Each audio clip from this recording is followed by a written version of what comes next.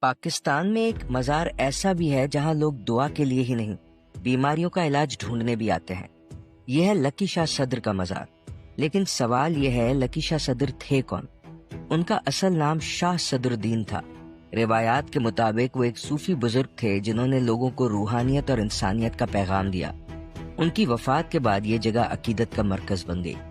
لیکن اس جگہ کو مشہور بنانے والی صرف زیارت نہیں، مزار کے قریب گرم پانی کے چشمے بھی ہیں۔ بہت سے لوگ کہتے ہیں کہ اس پانی میں غسل کرنے سے جلد کی بیماریوں میں آرام ملتا ہے، اسی لیے دور دور سے لوگ یہاں پر آتے ہیں۔ اور مزار کے پیچھے موجود پرانی گفائیں بھی لوگوں کے لیے ایک راز ہیں۔ کچھ لوگ دعویٰ کرتے ہیں کہ رات کے وقت یہاں سے عجیب اور غیر انسانی آوازیں سنائی دیتی ہیں۔